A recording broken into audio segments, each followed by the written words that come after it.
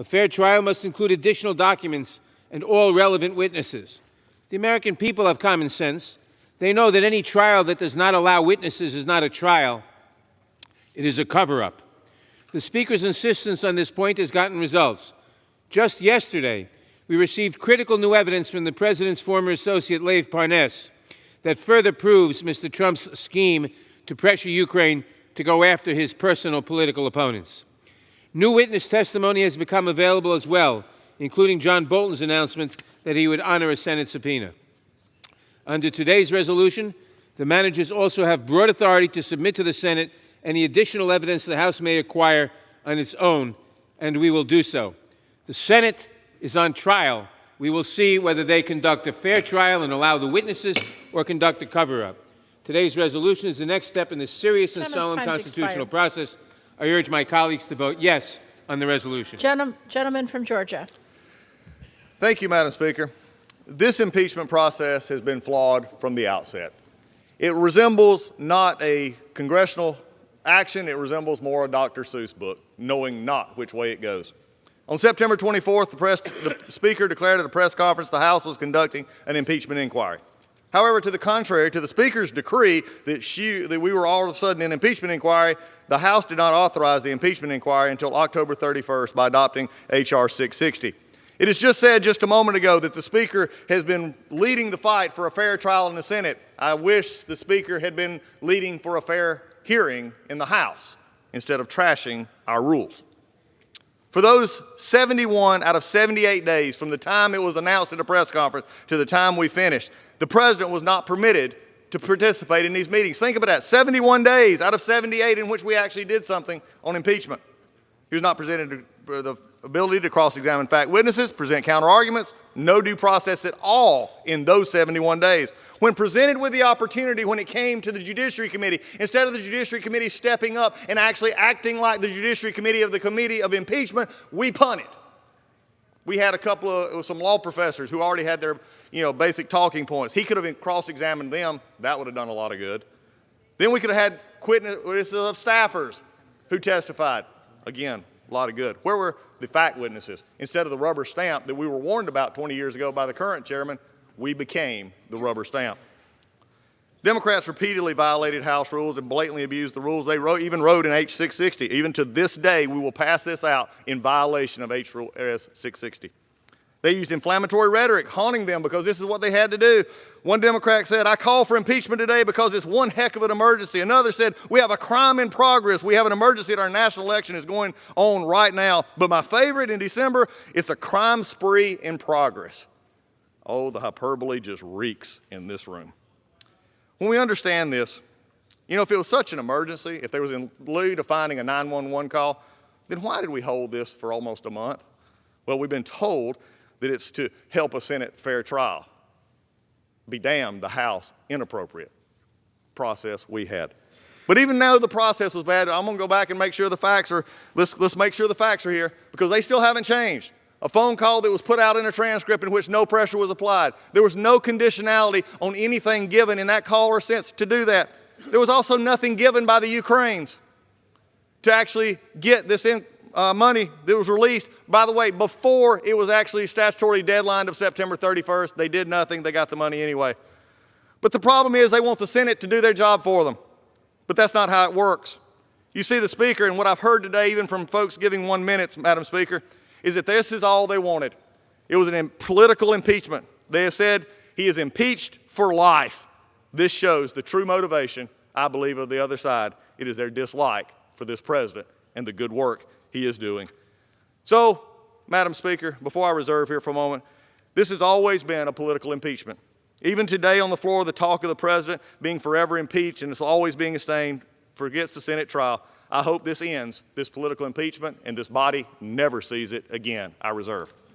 Gentleman reserves. Gentleman from New York. I now yield 1 minute to the distinguished chairman of the Intelligence Committee, the gentleman from California, Mr. Schiff. Gentleman's recognized for 1 minute. Madam Speaker, I rise in strong support of the resolution. The task before us is a grave one, but one demanded by our oath. The impeachment inquiry undertaken by the House of Representatives found that President Donald J. Trump abused his power, and sought to cover it up with an unprecedented campaign of obstruction. He withheld hundreds of millions of U.S. dollars in vital military aid to Ukraine, a close ally at war with Russia, and withheld a coveted White House meeting critical to the Ukrainian leader's international legitimacy until Ukraine would commit to help President Trump cheat in the next election. President Trump put his own personal interests above the national interests, above our national security, and if not stopped, he will do it again. For that reason, he was impeached, and for that reason, the House managers will take the case to the Senate and to the American people. Because the appropriate remedy, indeed the only remedy, is the conviction and removal from office of President Donald Trump. I yield back. Gentleman from Georgia. Thank you, Madam Speaker. At this time, I yield 1 minute to the gentleman from California, Mr. McCarthy. The gentleman is recognized. Thank you, Madam Speaker. Back when this national nightmare began, Speaker Pelosi laid bare her intentions and purely partisan agenda. She told her caucus that they needed to strike while the iron is hot. This was always an exercise in raw partisan politics. Contrary to the warnings of our founders, and over the last month, we saw the justification for running the fastest, thinnest, and weakest impeachment in American history crumble. Instead of sending the articles of impeachment to the Senate for trial, Speaker Pelosi held them hostage in a failed play to gain leverage that she did not and would never have. In terms of concessions, she got nothing. No control, no moral victories. In other words, another failed strategy. After a month of counterproductive and harmful delays, I have 3 questions for my friends on the other side of the aisle, the Democrats. What happened to impeachment being urgent? What happened to Congress being on the clock? What happened to saying the House would be derelict in our duty if we did not act immediately? These were all the assertions Democrats made over the past several months. I guess it turns out none of them are true. These delay tactics were self-serving, hypocritical, and discrediting. But they made an important admission. Some might even call it a concession. You proved a very big point. Democrats do not even believe their case was robust enough to win in a trial. Even the Speaker's allies admit the delays undermined their case. Some has gone as far as describing it as a failed strategy. These are those who are closest to her. Senator Feinstein, the senior Democrat from our state of California and the hometown senator of the Speaker, said, "The longer it goes on, the less urgent it becomes." And Chairman Adam Smith, a confidant of the Speaker, said it was time to transmit the articles to the Senate. Before these statements were made last week, before the Senate Speaker relented, they are significant because they were public and they were honest. I'm disappointed these individuals did not have the courage to stand by their initial comments. If impeachment was truly as urgent as Democrats claimed, the majority should not have waited for the Speaker to choose a political convenient time. Anyone could have recognized this ploy would not work. The House and the Senate are different institutions, and at this point in time, controlled by different parties. As James Madison wrote in the Federalist Papers, the purpose of bicameralism is to guard against the dangers of encroachment and to stop toxic resolutions from taking effect. We saw separation of powers prevail against an abuse of power, just as the Constitution intends. The idea of withholding a sloppy impeachment case to force the Senate to change its rules is constitutionally and politically unheard of. Frankly, it's just ridiculous. In Article 1, Section 5, the Constitution clearly states, each House may determine the roles of its proceedings. It doesn't say the House may determine the roles of proceedings in the Senate. If anything, the Speaker's actions have only further persuaded members of the Senate that the evidence of impeachment was neither thorough nor satisfactory. But you know what? Let's be honest. This was never about persuasion. It was never about the rule of law. It was what Alexander Hamilton warned us, that one party would get control. And just because of the animosity would demean the process of impeachment. And by selecting these particular batch of managers, the Speaker has further proven she's not interested in winning the minds, the hearts, or even following the Constitution. Let's take a look at the first three names Speaker Pelosi announced in her anticipated announcement earlier today. Chairman Schiff, a man who has already taken on the role of judge, jury, and fact witness throughout the entire House impeachment process. Chairman Nadler, someone who campaigned for the chairmanship of the Judiciary Committee that's responsible for impeachment beginning as far back as December 2017, before you were even in the majority, on the notion that he would be the best person to lead the charge on potential impeachment against the president. You see, you get a chairmanship by your conference voting for you. You campaign for it. You put your best ideas out there of why you should be the chairman. In 2017, that was the campaign. Congressman Hakeem Jeffries, a member who almost 2 years to this date voted in support of impeachment. You know, that was more than a year before the Ukraine call even took place. Those are just some of the managers.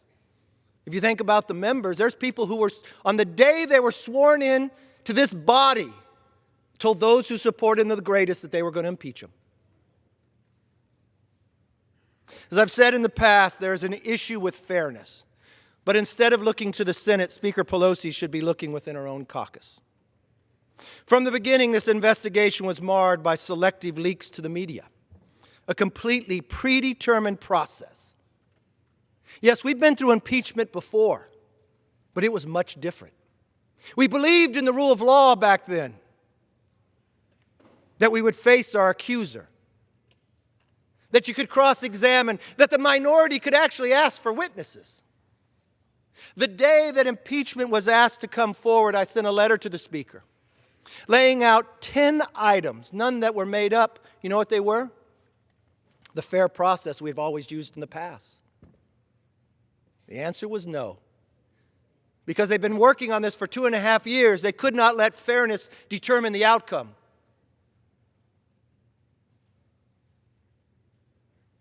Any other prosecutor would be disbarred for such blatant bias, especially if that prosecutor was a fact witness in the case.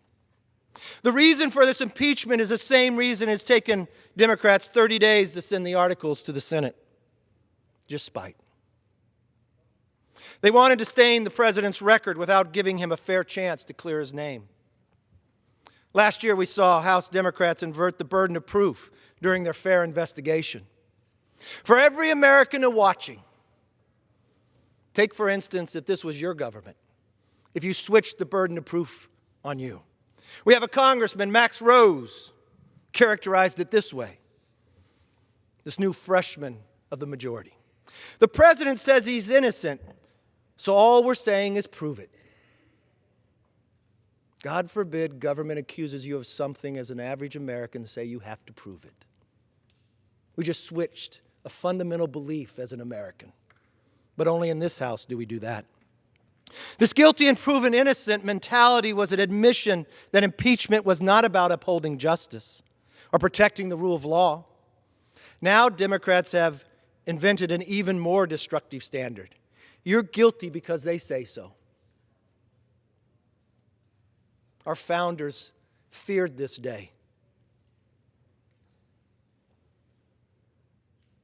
Alexander Hamilton warned us of this day. I had hoped this day would not come. I would hope those who uphold the Constitution would believe in the rule of law instead of the spite of the dislike of an individual. Like the kangaroo courts on college campuses or an accusation is enough for a conviction. Even as early as just last Sunday in an interview, Speaker Pelosi made that point very clear to all of us. Asked what a Senate acquittal would mean, she said it didn't matter. The president is impeached forever. Is that what this is all about? Just a personality. Just an abuse of power that you have within a house that we all feared this country would never do. You could almost see on the speaker's smile as she spoke about this new standard how incredibly solemn she was. Madam Speaker, when Americans look back on this sad saga, they will see a rigged process that forever damaged the remedy of impeachment. Speaker Pelosi got nothing from the Senate, but the American people got worse than nothing. They got stuck with the bill for a costly, never-ending investigation. The old saying that you get what you pay for does not apply here. Congress wasted time and millions of dollars on partisan impeachment. In return, taxpayers get nothing. Democrats' misaligned priorities have cost the people solutions that could have improved the quality of their life. There's no greater contrast than what we are doing right here today than what is happening at Pennsylvania Avenue. The president sitting down with another country of a leader and signing a trade agreement. Something people said we could never get done. To make this country stronger, to make America the next century ours. But what are we doing here? We are doing what this majority has worked their entire time for. Before they were even sworn in, they campaigned for the position of chairman, for this moment, for this time, for the millions of dollars that are spent, so they could say the president is impeached. That's a lofty history. Those are lofty goals that you now have authored more subpoenas than you created laws. But thank God we got a president in the White House that does not sit back. Yes, he got the United States, Mexico, Canada trade agreement, our top two traders. He's sitting with a trade agreement with China today. But think about how much stronger his hand would have been had that agreement taken place earlier when he got it. No, it was held. Why? Because we were impeaching. That's an amazing agenda, but you promised people you would do it. This is not a moment this body should be proud of. If as Speaker Pelosi likes to say, impeachment is a national civics lesson, let's use this blunder as a teachable moment. I'll make this promise to the American public, because the day will come that the majority will switch. We will uphold the Constitution. We will listen to the words of Alexander Hamilton. And just because somebody else is in an office that we may not like, we will not change the rule of law. We'll not accuse them of breaking it and say they have to prove it. We believe America is more than a country. That America is an idea of the straightness that we, yes, would make students in Iran rise up for the freedom of what they know America to be. That the rule of law was so powerful. This is a moment in a civic lesson that we should learn. This is a moment that will teach our grandchildren that, yes, more than 200 years ago, the founders crafted an amazing country, but they warned us what abuse of power would look like. The sad part is we're witnessing it. What a contrast in a day and time. Moving forward, we must not redo these same mistakes in Congress. And my promise to you, if power was to change, the rule of law would come back. We'd have an agenda focused on people, not on politics. We'd have a voice that you're innocent until proven guilty. We would not abuse our power just for the sheer shake of politics to say you're impeached forever because I dislike you. We are better than this. It's a sad day. But the great thing about America, it will all change because the people have the voice. I yield back. Members are once again reminded to address their remarks to the chair. Gentleman from New York. Madam Speaker, I yield myself 1 minute. Gentleman's recognized for 1 minute. Madam Speaker, 2 points. First, my colleagues in the minority would rather talk about anything than try to defend what President Trump actually did, because they can't. There is overwhelming evidence that the President pressured the Ukrainian government to interfere in our election on his behalf. Then he covered it up. These are high crimes and misdemeanors, and we will prove that in the Senate. Second, our minority colleagues don't like our ongoing fight for a fair trial because it got results. New documents and additional witnesses have emerged that unmistakably point to the President's guilt, and we have exposed the efforts of some in the Senate majority to put on a sham trial. The American people understand that a trial without evidence, without witnesses, is no trial at all, but a cover-up, and that will not stand. We must protect the Constitution and the integrity of our elections. That is what this is about. We must remove this President to protect our country. I reserve the balance of my time. Gentleman from Georgia. Reserve. Gentleman from Georgia has 30 seconds remaining. Gentleman from New York has 1 minute remaining, and the gentleman from New York has the right to close. Gentleman from Georgia is recognized. And I appreciate that, Madam Speaker. Is the gentleman from New York ready to close? Gentleman from Georgia is recognized. There's no other speakers. Our closing is no other speakers. I have one more speaker, and Then you're not ready to close. I reserve. No. No, the gentleman's incorrect. The gentleman from New York has one remaining speaker who will close. Gentleman from Georgia is recognized for 30 seconds. I will take it back. Give me the time one more time, Madam Speaker. The gentleman from Georgia has 30 seconds remaining. The gentleman from New York has 1 minute remaining. Thank you, Madam Speaker, and thank you for your You're welcome. Work. Look, the 2 facts that just came out right here, and again, we're going to hear in just a moment, but there are facts. Undoubtedly, the mics are not working on the other side, majority side. We've talked about the facts. There is not overwhelming evidence. We've discussed this over and over and over till we're blue in the face, but it doesn't matter because this is a political impeachment. This has nothing to do with the facts. We've shown that there was nothing done wrong, but that does not matter. When the train is on the tracks, the whistle is blowing, impeachment matters, and the only thing that matters on a time where the only real emergency here is that there's a 2020 election in which the Democrats can't stand to see the fact this president is going to win again. They can't stand the fact of who they've got running, so what do? We impeach him, as they said, for life. That's wrong. Gentleman's Vote no. time's I yield expired. back. Gentleman from New York. Again, no defense. I now yield 1 minute to the distinguished Speaker of the House, the gentlelady from California, Ms. Gentlelady is Pelosi. recognized for 1 minute. Thank you very much, Madam Speaker. I thank the gentleman for yielding and for his exceptional custodianship of the Constitution of the United States. For 13 years, the top Democrat on the Constitution and Civil Liberties Subcommittee of the Judiciary Committee. And thank you for your leadership in protecting and defending the Constitution, the oath that we take as members of Congress. As I enter into the conversation, I do want to thank the distinguished gentleman from Georgia for his apology for his ridiculous remarks about me and House Democrats. Thank you. We accept your apology, Mr. Collins. Now I want to go to the purpose of why we're on the floor today. My colleagues on both sides of the aisle, we are here today to cross a very important threshold in American history.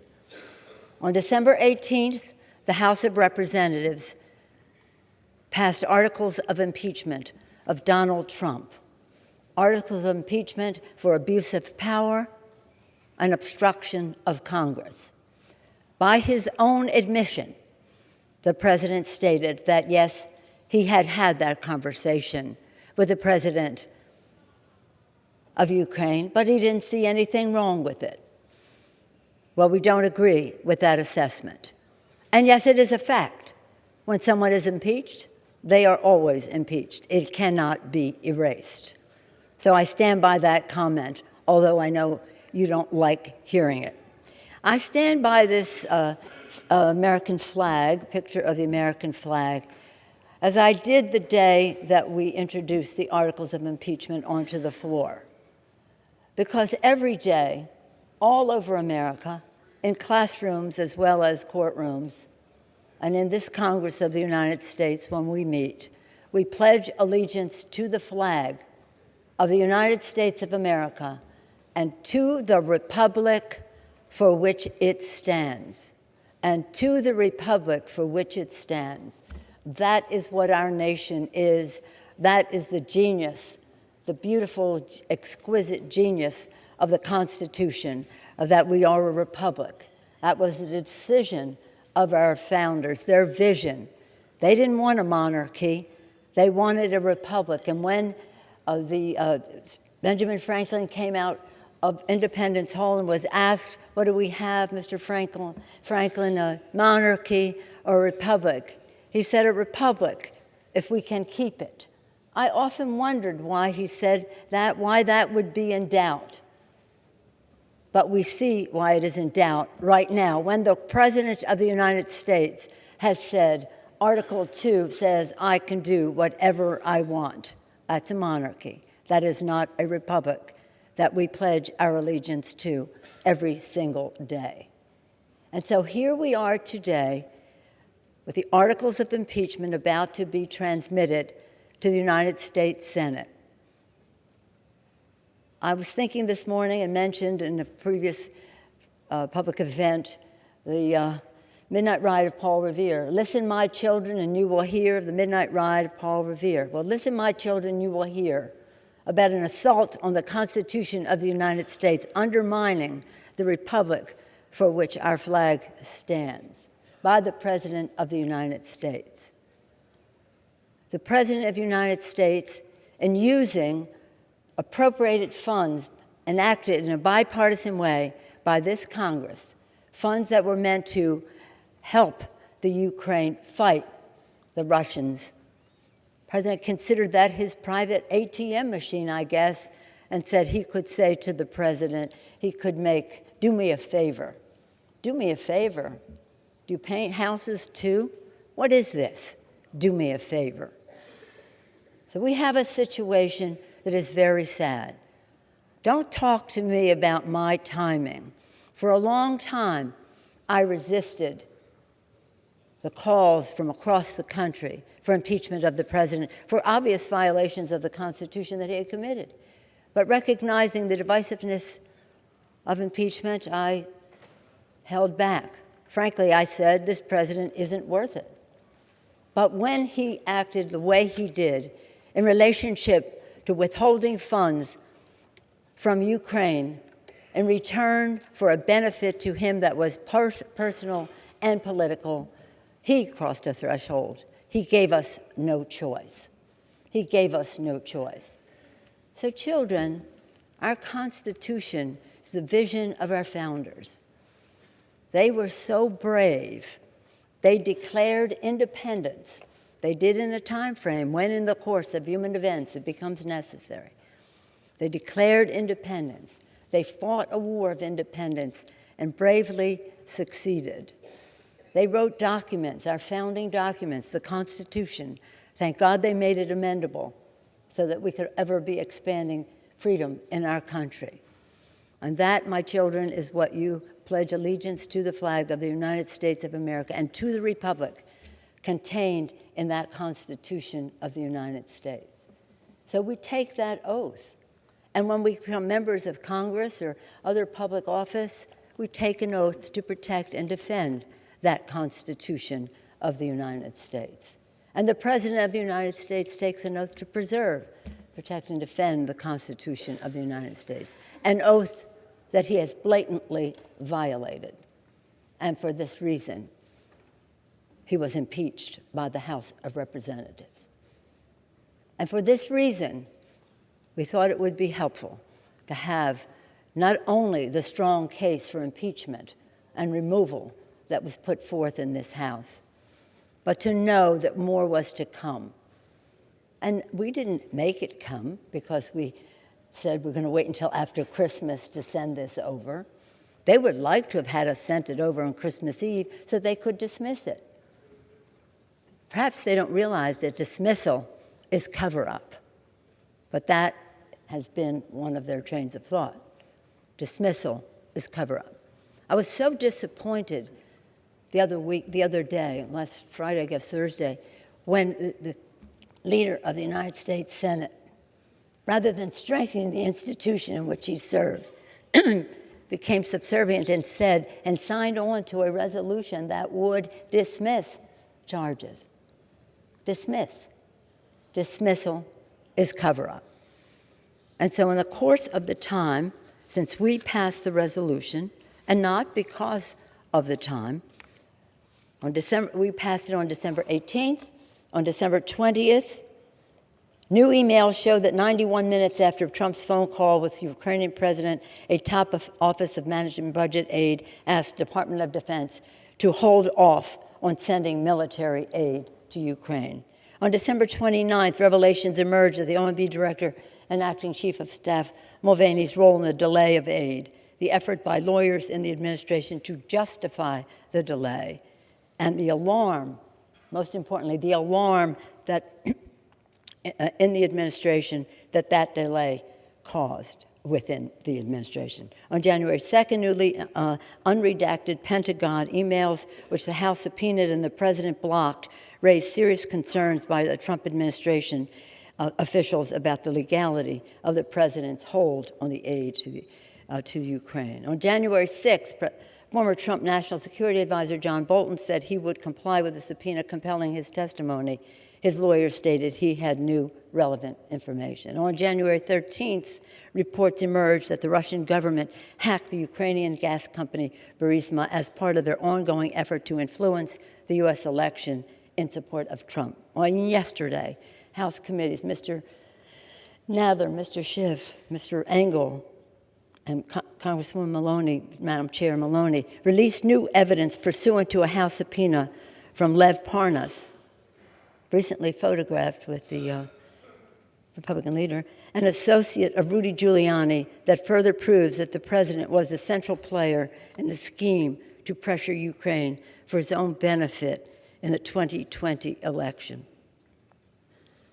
The Senate leader and the president are afraid of more facts coming to light. That is why the leader signed onto that dismissal resolution. A dismissal, again, is a cover-up. The American people will fully understand the Senate's move to begin the trial without witnesses and documents as a pure political cover-up. Whatever the outcome, the American people want a fair trial, fair to the president, fair to the American people. The American people deserve the truth. The Constitution requires a trial, a fair trial. The GOP Senate behaved. The American people. Okay, let me just make this briefer. The House is now moving forward the vote to transmit the articles and appoint managers. As Speaker, I am proud to appoint outstanding American patriots to serve on the impeachment panel. Chairman Schiff, Chairman Nadler, Chairwoman Zoe Lofgren. This is her third impeachment as a staffer to a House Judiciary Committee member in the Nixon impeachment, as a member of the Judiciary Committee on the Clinton, and now as a House manager, Madam Chair. Madam Chair of our caucus, Hakeem Jeffries, a serious, respected litigator. Val Demings, a member of the police force of Orlando, and for 27 years, and for part of that time, the first woman and African-American police chief of Orlando. She knows her way around the courtroom. Jason Crow from Colorado, an Army Ranger, served our country in the military in Iraq and Afghanistan, and now in the Congress of the United States, and he too, a respected litigator. And Sylvia Garcia of Texas, a judge in a number of capacities in Texas, and a member of the Judiciary Committee. We're very honored that you have taken the responsibility, all of you, to bring the articles of impeachment over to the United States Senate with a case for the Constitution, a case for the Constitution. So back to the children, back to the children. We don't want this president or any president to ever violate the Constitution. It is very, very important that we see that that Constitution is central to who we are as a country. Our system of government, our Constitution, so valued, so respected, hopefully so honored by everyone who takes an oath of office to support and defend it. I mean, you see the Russians now hacking in Ukraine. It just came out yesterday or the day before. It just reminds me that I think most Americans would think that voters in America should decide who our president is, not Vladimir Putin in Russia deciding who our president is. I'm very concerned that in all of this, whether it's withholding funds for the Ukrainians, the Ukrainian government to fight the Russians, whether it's undermining our commitment to NATO, whether it's, again, making decisions of what happens in Syria vis-a-vis Turkey, favoring the Russians, that all roads lead to Russia. All roads lead to Putin. Well, some in the administration may think that's okay. I don't. But we do insist and wonder why this president and some in this Congress will not come to the defense of our electoral system by allowing that to happen, denying that it's happening, placing the blame elsewhere. This is as serious as it gets for any of us. Only the vote to declare war would be something more serious than this. We take it very seriously. It's not personal, it's not political, it's not partisan, it's patriotic. So again, I thank our distinguished managers for their courage, their dedication,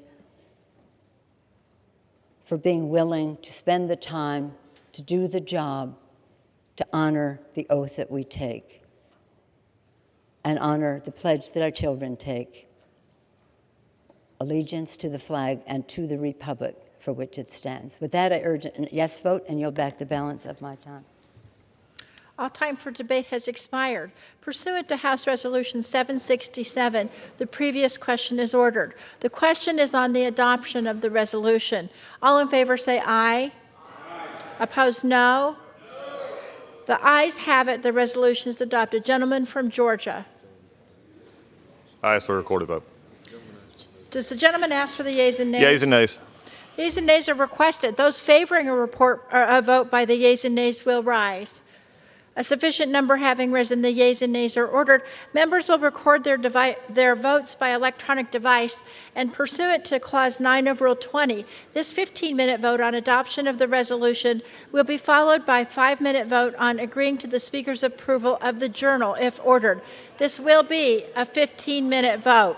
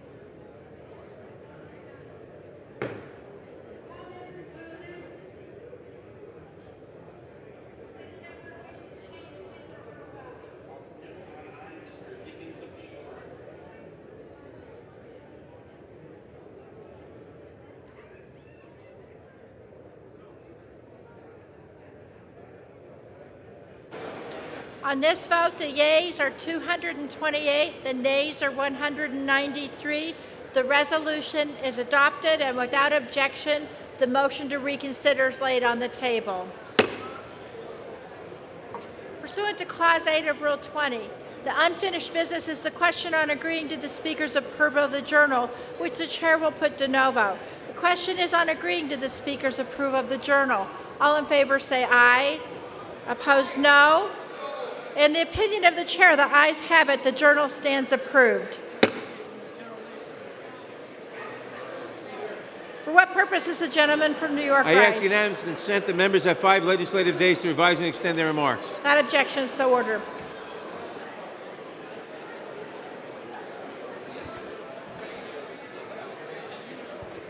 The Chair lays before the House a communication. The Honorable the Speaker, House of Representatives, Madam, pursuant to the permission granted in Clause 2H of Rule 2 of the Rules of the U.S. House of Representatives, the clerk received the following message from the Secretary of the Senate on January 15, 2020 at 11:18 a.m. that the Senate passed Senate 2547. With best wishes, I am, signed sincerely, Cheryl L. Johnson. Chair lays before the House a communication. The Honorable the Speaker, House of Representatives, Madam, I write to respectfully tender my resignation as a member of the Committee on Financial Services. It has been an honor to serve in this capacity. Signed sincerely, Representative Peter T. King, Member of Congress. Objection, the resignation is accepted. Chair lays before the House a communication. The Honorable the Speaker, House of Representatives, Madam, I write to respectfully tender my resignation as a member of the House Committee on Homeland Security. It has been an honor to serve in this capacity. Signed, Van Taylor, Member of Congress. Without objection, the resignation is accepted. The House Chair will lay before the House a communication. The Honorable the Speaker, House of Representatives, Madam, I write to respectfully tender my resignation as a member of the House Committee on Education and Labor. It has been an honor to serve in this capacity. Signed, Van Taylor, Member of Congress. Without objection, the resignation is accepted.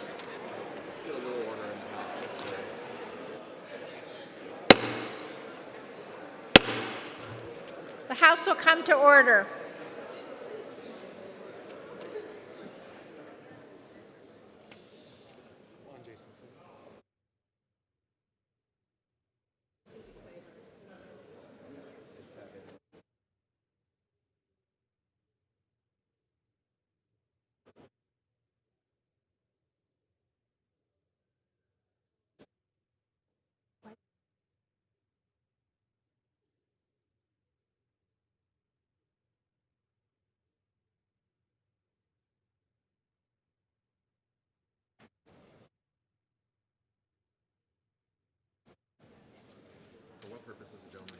For what purpose does the gentleman from Virginia seek recognition? Madam Speaker, I ask unanimous consent that all members may have 5 legislative days in which to revise and extend their remarks and insert extraneous material on H.R. 1230, the Protecting Older Workers Against Discrimination Act. Without objection, so ordered.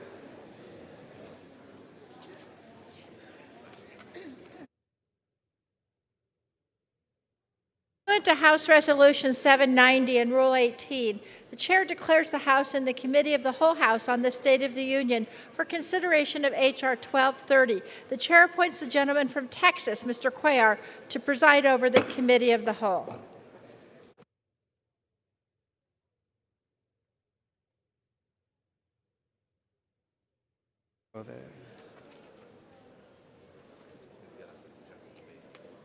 With the